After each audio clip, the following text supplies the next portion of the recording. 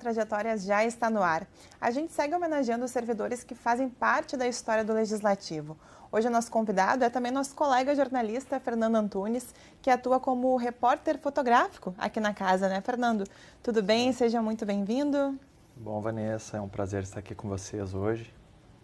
O Fernando, embora a gente já tenha trabalhado bastante juntos, até pelo fato de ser da comunicação, ingressou faz pouco tempo, né, Fernando? Não faz tanto tempo assim, foi no último concurso, né? No último concurso, eu comecei a trabalhar aqui na Câmara no dia 3 de março desse ano.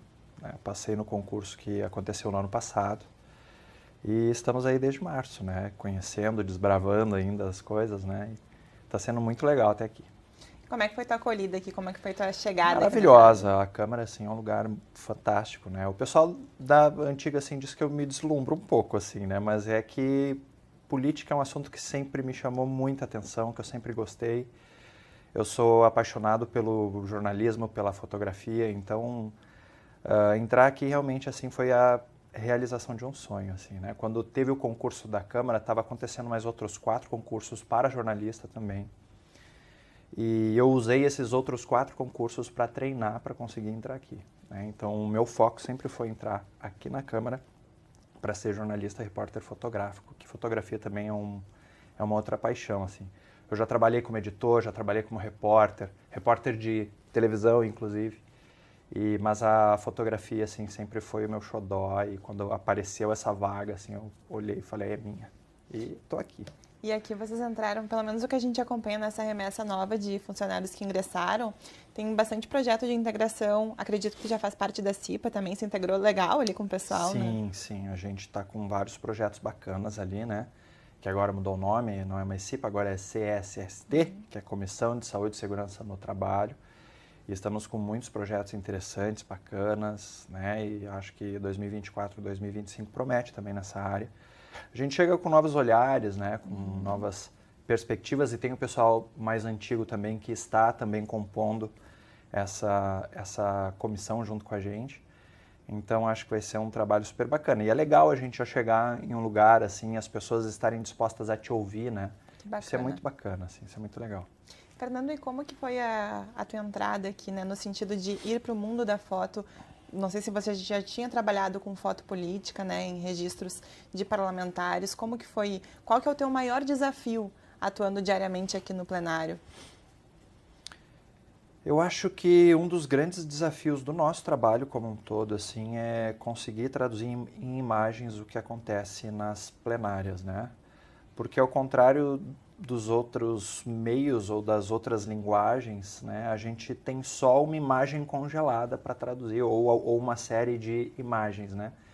Então a gente está na posição correta, com a lente correta, registrando o momento certo que traduza uma votação, um acontecimento. Acho que esse é o nosso grande desafio, assim. E isso exige total atenção, né? Exige que a gente acione, assim, os nossos 5 sentidos para ouvir bem, para observar bem. E tem sido um treino, né? Assim, diário, ter que fazer isso, né? Então, acho que o nosso grande desafio é esse, assim. Até porque todo o nosso trabalho depois ele vai servir, né, como um grande acervo histórico para as gerações futuras, né, que quiserem entender o que aconteceu aqui, afinal de contas. E nessas funções todas que tu desempenha, qual que é a tua parte favorita? Eu tenho várias partes favoritas, tá? Mas eu acho que a edição da imagem ainda me pega um pouco mais, assim, porque às vezes quando a gente está fotografando, a gente está no calor da emoção e a gente faz um registro que na hora a gente não percebeu todos os elementos que compõem aquela imagem. E na edição a gente tem um tempo de olhar e perceber todas as carinhas, os rostos que entraram, né, naquela foto. Por exemplo, ontem, essa semana, a gente teve a eleição do novo presidente. E eu tive a sorte de estar num lugar legal, no momento em que ele sorriu quando apareceu, né, esse resultado. E eu registrei, né, o rosto dele, e tinham outras pessoas atrás dele, assim, algumas felizes, outras nem tanto, né? Porque a eleição é isso, alguns ganham, os outros perdem. E eu acho que aquele quadro, assim, ele traduziu bem o que foi aquele momento, né? Então, só depois, na parte de edição, é que eu percebi, assim, nossa, como ficou legal essa composição. E na hora eu só estava lá, agachado, fotografei e não vi, né? A gente sabe que com o avanço da tecnologia, fazer uma foto, registrar um momento está cada vez mais fácil, mas a gente esquece todo o trabalho que tem por trás do fotógrafo, né? A gente tem também o nosso colega Wagner, que também é fotógrafo, a gente entende a importância que tem esse trabalho. É aquele clichê, né, de eternizar momentos, mas o que a fotografia representa não dá para se descrever em palavras, né? Não tem... Eu vejo assim que as tecnologias elas chegam como grandes aliadas, né? É claro que existe um temor assim no nosso campo e ele é real, né? De que daqui a pouco a máquina faz tudo e não precisa mais de fotógrafo, não precisa mais de cinegrafista, não precisa mais de jornalista daqui a pouco, né? O ChatGPT já está criando textos, daqui a pouco a gente vai servir para quê? Mas eu acho que são artefatos que facilitam o nosso trabalho. Né? Acho que o elemento humano sempre vai ser necessário ali, porque o mundo ele é muito complexo, ele precisa de várias interpretações, ele precisa de um filtro ético, moral, né, que eu acho que as máquinas ainda não estão prontas, né, e vai demorar um pouco para elas terem essa percepção e conseguirem fazer os filtros necessários para processar as informações, né.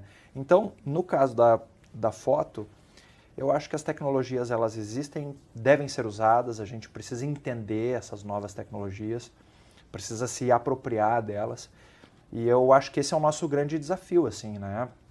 Para a gente que está mais tempo trabalhando, assim, quando surge uma nova tecnologia, assim, que facilita as coisas e nos obriga a trabalhar de um jeito diferente, é um pouco estranho, né? Puxa, eu vou ter que mudar o meu jeito de trabalhar de novo, né?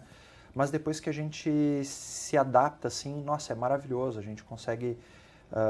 pensar em coisas novas, a gente consegue, enfim, encontrar novas soluções, né, que facilitam muito o nosso trabalho. Então eu vejo como grandes aliados, assim, né, esses aparatos tecnológicos que estão surgindo. E acho que a gente não pode ter medo, né? A gente tem que aprender a usar. Tem que aprender a usar, claro. São ferramentas que estão ali à nossa disposição. Exatamente. Mas me conta, Fernando, o que te fez querer ser jornalista? Quando é que tu se descobriu jornalista? Então, é uma história interessante, porque e quando eu falo isso, as pessoas têm um pouco de dificuldade de acreditar, assim, mas eu fui uma pessoa que sofria de disfemia crônica até os 28 anos. Disfemia crônica é gagueira, né? Eu fui uma pessoa que sofria de gagueira até os 28 anos. E uma vez, quando eu tinha 13 anos, assim, eu sofri muito bullying, eu estava acho que na 6ª série, eu cheguei em casa chorando, e um amigo meu falou assim, cara, tu não pode... sucumbir toda vez que isso acontece, precisa encarar de frente isso, né? É um problema que vai te acompanhar a vida toda, ele falou. Então tu precisa aprender a falar, tu precisa encarar e sempre que tiver uma chance tu tem que ser o primeiro a falar. E aquilo ficou martelando na minha mente. E aí, quando chegou a fase de escolher que profissão seguir, eu pensei que profissão que eu tenho que falar bastante, né? E aí apareceu o jornalismo, né? Eu estava entre veterinário, porque eu sou louco por bicho, sabe, né? E jornalismo, e no fim, assim, esse desafio pessoal falou mais alto, e aí eu fiz jornalismo e a minha primeira função como jornalista foi trabalhar como repórter de televisão. Então eu fui um repórter de televisão gago, eu gaguejava, as equipes de externa, elas não queriam sair comigo porque elas sabiam que elas iam demorar 20 vezes mais para fazer as coisas, porque eu demorava para fazer a passagem, eu demorava para gravar os offs, eu demorava para entrevistar as pessoas, né? É claro que essa carreira não deu muito certo, porque as coisas são muito dinâmicas em televisão, né? Mas aí essa prática foi me fazendo encontrar formas de conversar, de falar, e depois de algumas coisas que eu fiz por aí, quando eu fui me dar conta, assim, eu tinha 28 anos e eu conseguia falar tranquilamente, né? Que como eu estou conversando contigo, né? agora. Não, foi incrível, assim, né? E... Então, assim, a minha história com o jornalismo, ela tem essa pegada muito pessoal, mas também tem aquele lado de que eu sempre gostei de me informar muito sobre o que estava acontecendo com o mundo, né? E eu acho que o jornalismo é essa ponte de conexão, assim, né? Ela nos conecta com o que está acontecendo para longe da gente. E assim, eu tomei gosto pela política, tomei gosto, né, pela forma como a nossa sociedade se constitui. politicamente, culturalmente. E o jornalismo, ele é uma porta de entrada para que a gente descubra essas coisas, né? Então, o meu gosto pelo jornalismo, ele está aí, né? Mas sempre ligado também à questão da causa animal ali, que nunca saiu de mim, né? E essa coisa de o jornalista traduzir as informações, né? A gente traduz através da TV, vocês traduzem através das fotos, né? É através mesmo, porque as pessoas enxergam aquilo e se sentem dentro do plenário muitas vezes, né? Exatamente. Mas agora eu quero falar um pouquinho sobre a tua função aqui na casa, Fernando. Como que tu percebe a importância que tem o servidor público na construção da história do legislativo? Porque a gente sabe que muitas vezes a gente está acostumado a ver os vereadores, a ver os diretores, mas por trás deles tem muita gente fazendo a máquina girar, né? Fazendo acontecer. Nossa, essa tua pergunta é muito importante, porque eu acho que o servidor público, ele é a garantia de que a sociedade pode confiar nas instituições públicas, sabe? Por exemplo, o nosso trabalho, a gente tem a missão de fotografar o que 36 vereadores estão fazendo dentro de um plenário, 36 pessoas eleitas pelo povo. E o nosso trabalho, isso o próprio SEMPE, que é o chefe do nosso setor, ele diz, nós somos jornalistas, a gente tem que registrar o que acontece, doa quem doer, né? E essa garantia de registrar o que acontece, doa quem doer, ela só é possível porque nós somos servidores públicos e o nosso compromisso é com o povo, né? Então, quem tem que ser responsável pela imagem que vai passar para o público é o próprio vereador. Nós estamos lá para registrar o que acontece, né? Então, se um vereador se comporta mal no plenário, isso vai aparecer, né? Se ele se comporta bem, isso também irá aparecer, né? Então, acho que esse compromisso que nós temos, né, de que nós servimos ao público, nós servimos ao povo de Porto Alegre, isso é o que nos dá uma grande garantia assim, para que a gente faça o nosso trabalho da melhor forma possível. Eu acho que essa é a importância, né, do serviço público. Agora que a gente já conhece um pouquinho do Fernando servidor público, do Fernando jornalista, quero falar um pouquinho desse cara, o vegano, apaixonado por animais, que mantém até mesmo um santuário de animais, né? Como é que surgiu esse amor pelos animais? A gente sabe que nasce com nós, né? Nasce com a gente. Mas me conta essa história. Então, é uma história é longa, mas eu vou tentar encurtar, assim. Eu sempre tive, né, sempre me incomodou muito, desde que eu descobri que aquilo que eu comia já teve um rosto, assim, aquilo me causava um certo desconforto, né? E a gente percebia, assim, que o rosto é a forma como animais humanos e não humanos se comunicam primordialmente, né? Porque é através do rosto que a gente expressa as nossas emoções. Para mim sempre foi muito claro, assim, que os animais, eles sofrem, eles sentem, eles amam, né? Eles pensam. E quando lá por uma certa idade, assim, tu concatena que aquilo que está no teu prato tem sentimentos, estabelece laços sociais, fica mais difícil, né, se cegar para isso tudo para continuar com um hábito como esse. Então, desde muito jovem, assim, eu sempre me causou um certo desconforto ter que viver numa sociedade que se constituiu em cima da exploração animal, né? Então, de uma certa forma, ao longo dos anos, assim, eu fui me envolvendo com a causa animal, primeiro com resgate de animais, cães e gatos, depois com o que a gente chama de ativismo antiespecista, né? Que você vai lutar pelos direitos dos animais que não são considerados pets, são animais da cadeia produtiva, são animais explorados pela indústria, né? Enfim, de outras formas, né? Pelos laboratórios, enfim. E aí sempre tive esse envolvimento, assim, é o que eu faço fora do meu campo profissional e da minha vida pessoal, tem esse ativismo, que eu tô nele, assim, há mais de 15 anos já. E o Santuário Voz Animal, né, que é o projeto que eu tenho com a minha companheira. Como é que é o nome dela? Fernanda também, né, Fernanda Elvanger de Lima.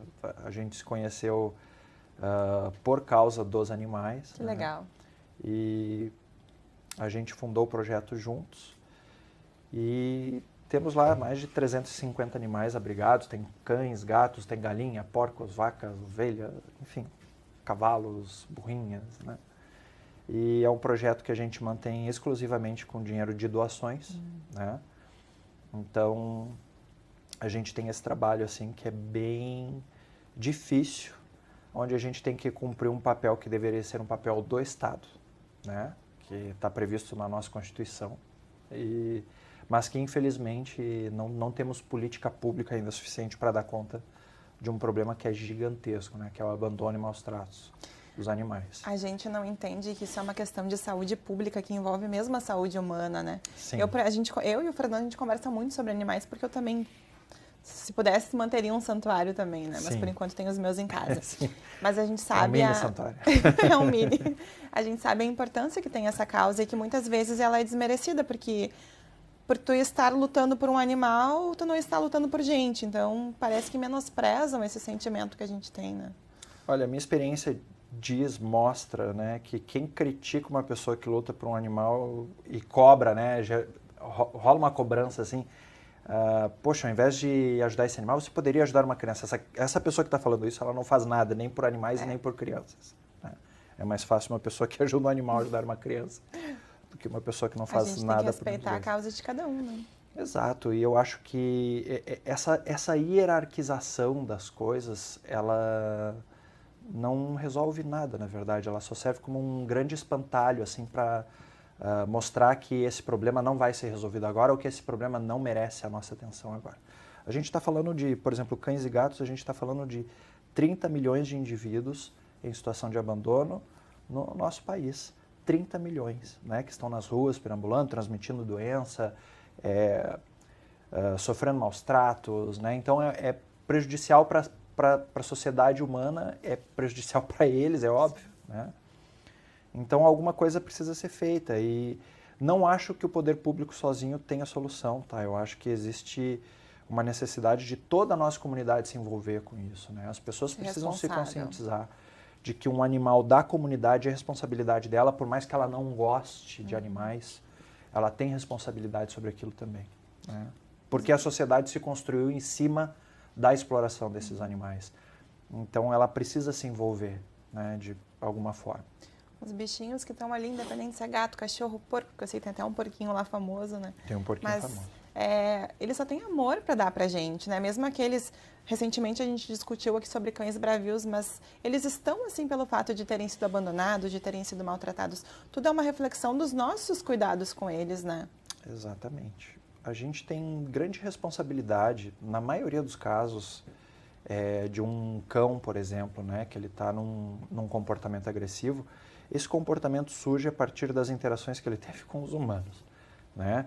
Tem as questões de raça? Tem. Existem as questões genéticas? Existem, mas tudo isso é contornável se a nossa atitude com eles fosse uma atitude mais compassiva, amorosa, respeitosa, né? E até mesmo a própria modificação genética que o ser humano faz para tornar uma raça mais ou menos agressiva, isso tudo é nossa responsabilidade, né? Então a gente não pode simplesmente virar as costas para eles assim e fingir que o problema não existe ou que ele é secundário. Não, ele é um problema prioritário que deve ser visto para que a gente torne o lugar onde a gente viva um lugar melhor, né? Um lugar mais saudável, mais feliz para crianças humanas e não humanas. A gente sabe que esse trabalho, Fernando, embora ele seja um trabalho recompensador, ele também é muito difícil. Eu com 15 já passo um perrengue, imagina vocês com 350, 350. né? Como que é olhar para cada rostinho, para cada animalzinho que vocês salvaram? O que o coração sente? É um misto de sensações, assim, né? A gente, no momento, nos dá alívio. Por exemplo, ontem nós resgatamos um cãozinho que ele chegou lá, a gente não sabe como, todo estrupiado, estava com lacerações no pescoço. Provavelmente ele se envolveu numa briga, fugiu. Tadinho. E chegou lá. E é um misto de sensações, porque num primeiro momento nos dá um alívio. Puxa, ele chegou para nós vamos conseguir ajudar, agora ele vai receber vacina, medicações, etc. Mas ao mesmo tempo nos dá um aperto no coração, porque existe um lema na causa animal de que cão abrigado é cão esquecido, né? Porque um cachorro que vai para um abrigo, as chances dele conseguir uma família depois diminuem drasticamente. Nós temos lá vários cãezinhos que chegaram filhotinhos e passaram a vida toda lá e envelheceram e estão nos últimos momentos da vidinha deles e eles passaram a vida num abrigo onde, pelas condições, né, eles tiveram assim ao longo da vida 15 a 20 minutos de carinho, né, por dia, porque é o momento em que a tratadora vai lá, troca a aguinha, troca a ração e depois ele fica naquele canil, né, com os companheirinhos dele e passa a vida assim. Então, é um misto de sensações, né? E é por isso que não basta, eu não acho que os santuários sejam a solução do problema, não acho que os abrigos sejam. É preciso um olhar sistêmico da sociedade para o problema e as pessoas precisam se envolver. Que bom se todo mundo se envolvesse, nem Puxa, um grão disso já era o suficiente, né? é verdade. Seria maravilhoso se isso acontecesse, né? Mas infelizmente acho que a gente está um pouco longe ainda dessa conscientização, sabe? E o que mais te orgulha em ser quem tu é, Fernando? Puxa, uma pergunta difícil de responder, assim, mas eu acho que apesar de ter passado por muitos problemas e de ter me decepcionado muito com o ser humano, assim, em vários aspectos, eu não perdi a minha esperança, sabe? E isso me dá um certo orgulho, assim, né, de que apesar de todos os problemas, de tanta coisa ruim que a gente vê e continua assistindo, seja através dos noticiários, seja através dessa prática que nós temos diária, né? De ver o que um ser humano é capaz de fazer com um bichinho indefeso, né? A gente não perde a fé. Quando a gente olha para uma criança e vê aquela criança interagindo com um animalzinho ou com uma outra criança, tu vê que, em essência, assim, a nossa essência ela é muito amorosa, sabe? E a gente só não encontrou o caminho para manter isso ainda, né? Mas quando eu olho as crianças, assim, isso me dá esperança e eu fico feliz de sentir isso, né? De sentir esperança, porque em alguns casos é o que nos resta, né? Eu sei que eu não vou estar vivo aqui para ver um mundo melhor para os animais, mas eu tenho esperança que as gerações futuras construam isso. Então, o trabalho que a gente faz hoje não é para a gente desfrutar, né? É para que eles desfrutem lá na frente, para que eles percebam. Né?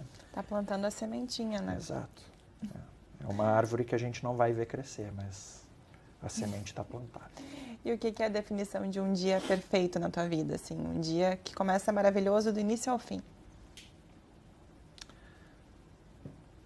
É um dia que eu consiga estar presente, consciente daquilo que eu estou fazendo, né? Num mundo que a nossa atenção ela é roubada o tempo todo pelos dispositivos móveis, a gente tem que trabalhar no celular e se envolver com várias coisas.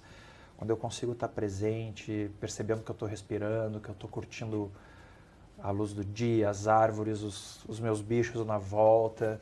Pode ser aqui, pode ser numa praia, pode ser num paraíso, pode ser no sofazinho da minha casa. Quando eu consigo respirar assim, e me dar conta de que eu estou ali, nossa, isso é maravilhoso, assim, esse é o dia perfeito, que eu consigo dar esse dia para mim, assim, sabe? Né, nos meus 44 anos, eu acho que, né, acho que eu superei um pouco essa necessidade de viver grandes sonhos, assim, eu vivi coisas legais, acho que hoje o meu dia perfeito é assim. Que maravilha, né? Essa calmaria, essa coisa boa que a gente sente, né? A gente que vive um agito diário, né, quando Sabe a gente tem como uma calmaria, é bom, é muito bom. Fernando, e o teu maior sonho, tu me falaste aqui que é ver, né, esses animais felizes, ver um mundo melhor, tratando os animais melhor. E que recado que tu deixaria para esses jovens que hoje estão começando a ingressar no ativismo animal, ou mesmo as pessoas que estão começando ali? A gente sabe que tem muita gente que se aposenta e compra o sítio e vai cuidar de animal, né? Qual que é o recado que tu deixa para essas pessoas que estão ingressando nesse mundo da proteção animal? Não romantizem a proteção animal. A proteção animal é uma coisa muito séria, é uma coisa muito necessária e eu vejo que às vezes as pessoas romantizam isso, né, e ficam idealizando um modo de agir, um mundo fantástico com os animais. Os animais precisam ser respeitados pelo que eles são, não pelo quanto eles se parecem mais ou menos conosco, né? Então, essa necessidade de querer fazer com que as pessoas respeitem os animais para mostrar que eles são parecidos conosco. Eles são realmente parecidos conosco, mas eles devem ser respeitados pelo que eles são, né? Com seus instintos, com as suas qualidades, com as suas características. E se a gente aprender a enxergá-los assim como perfeitos como eles são, eu acho que isso já é um bom caminho, isso já dá uma diretriz muito boa de como a pessoa deve agir, né, para trabalhar por essa causa. Tomara que muitos jovens queiram abraçar essa causa ainda, né, que ela é muito importante. E como é que tu quer ser lembrado no futuro? A gente sabe que a tua história aqui na Câmara está só começando. Mas de que forma, de que maneira tu quer ser lembrado no futuro? Quem foi o Fernando? Não paro muito para pensar nisso, sabe? Mas Fernando foi um sujeito bacana, foi um bom tio, né? Eu tenho sobrinhos maravilhosos, eu não tenho filhos, não pretendo ter, mas amo os meus sobrinhos, foi um bom tio, foi um bom filho, né, para os pais. E foi um cara que tentou fazer desse mundo um lugar um pouquinho melhor para as pessoas viverem. Isso já está mais que bom, mas a gente sabe que daqui a 100 anos ninguém vai lembrar da gente. Quem sabe, né? O que a gente faz pode ficar... A sementinha verdade, fica. É verdade. Mas, Fernando, eu quero que tu reforce, então daqui a pouco fale pra gente, né, quais são os contatos para quem quiser descobrir o que é o Santuário Animal, porque a gente sabe que é tudo através de doações, tudo através de trabalho voluntário, e inclusive quem quiser ir conhecer para ajudar aqueles bichinhos que estão lá precisando, né? Claro. E já deixa o teu recado para quem está assistindo a gente. Maravilha, pessoal, então, santuariovozanimal.com.br é a nossa página, lá tem animais para adoção. Você também pode, através dessa página, fazer o apadrinhamento de algum bichinho, né? Você torna-se um apoiador mensal do nosso projeto. Essas doações é o que fazem com que o projeto exista, né? Hoje o santuário ele tem um custo fixo mensal de R$30 mil por mês e a gente tem que levantar esse dinheiro todo mês, né? Fazendo apelo nas redes sociais, enfim. Nos procurem no Instagram, Santuário Voz Animal, Santi_Voz Animal. E é isso, gente, né? Se você está pensando em ter um bichinho de estimação, jamais compre, adote. E se você decidir adotar, procure as redes sociais do Santuário Voz Animal, que você com certeza vai encontrar um cachorrinho, um gatinho que vai ser um membro da família assim muito especial, tenho certeza disso. Fernando, fiquei muito feliz de poder contar a tua história. Eu fico muito orgulhosa e muito esperançosa de saber que ainda existem pessoas assim. Muito obrigada por compartilhar isso com a gente. Prazer, querida. Estamos juntos nessa luta. Então, esse foi o Fernando Antunes, que atua como jornalista e repórter fotográfico aqui no Legislativo. O Trajetórias de hoje fica por aqui, mas você pode rever esse e outros programas nas nossas redes sociais e também no nosso canal do YouTube. Então, fica o recado do Fernando. Muito obrigada pela sua companhia e até a próxima.